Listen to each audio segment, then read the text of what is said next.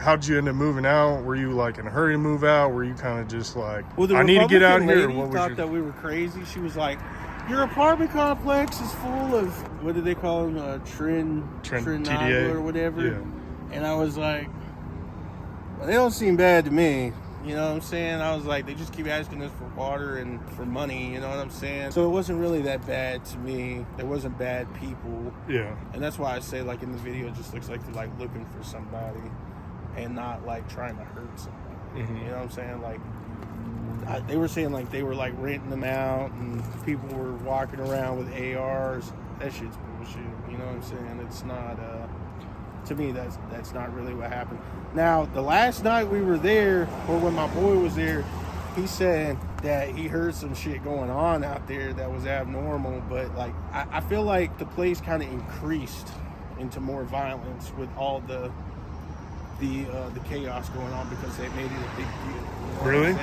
Yeah, I do think that the violence increased. Like they say, like when you go over there now, it's like shootings every day now, but it never was like that. It never was like long-term kind of thing, you know what I'm saying? That's why we lived over there. It was so quiet for 2.5 years. Did she move you out, or what happened? Yeah, so we got on the phone and she was like, oh, we need to get you out of there as soon as possible. You know what I'm saying? And I'm like, all right, well, they got AC over there because we didn't have air conditioning where I lived. Right.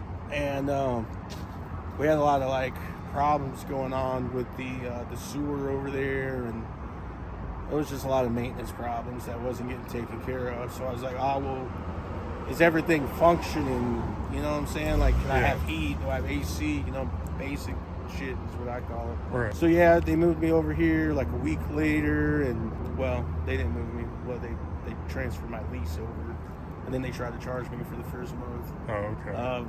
Like I was like getting charged again for the deposit, which is kind of weird. Wild, yeah. Even though I'd already paid the deposit to the same company, just a different apartment complex. Yeah. Owned by the same people. Was it? Are these apartments a little nicer, or what? Yeah, I think my apartments. They think that my place is obviously the nicest. I got it looks like a 2-bedroom almost, but it's a 1-bedroom. Yeah. It's a real nice little bachelor spot. You know what I'm saying? I think it's how you take care of your stuff. It's how you live. You know what I'm saying? Like, you know, it's not bad. So would you say you've befriended the Venezuelan community out here, or what? I think most because you're security here, right? Yeah. Right. Okay. So do you want to talk about that a little bit, your experience here, and break that down a little bit?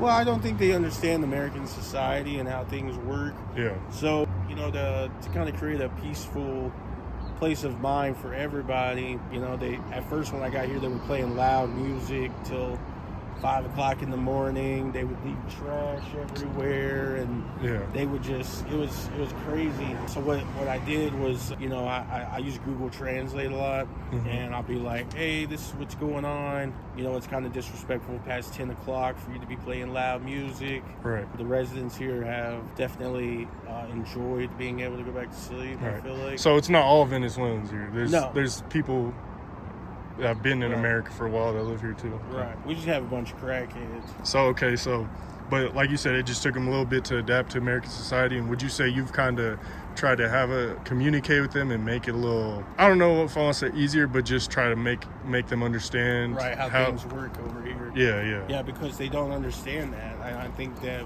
we are failing letting them know how things work over here, whether it be good or bad. You know what I'm saying? Yeah. I think that we have to teach them how things work over here. You know what I'm saying? Okay. Have you noticed them start to improve? Like, dramatically. You know, like I say, I usually tell a lot of apartments in like Aurora and things like that when I'm trying to pick up contracts with my security business. Yeah. I tell them it takes probably about 3 weeks to a month to try to like sort it out, because you have to tell them how things work, and if they don't listen, then there is like a level system that I use. Right. Obviously, you know what I'm saying? Now the police, they're not really responsive, so you have to kind of like, you got to brainstorm a lot. On how to deal with certain issues to like mitigate them, I suppose you'd exactly say. Or like figure out a middle ground for them to understand, because they will be quick to like draw a weapon or like be on some crazy shit, you know what I'm saying? Because they're very protective of their families, right, which they got a reason to, you know what I'm saying? But yeah, I mean, overall, I think we just have to teach them how things work over here. I think the system is kind of flawed, and the reason being is because they literally just get on an app and come over here and You know, I was talking to somebody the other day, and they thought that their perspective was kind of crazy in my mind, but they said that they thought that when they came to America, they would find money all over the ground.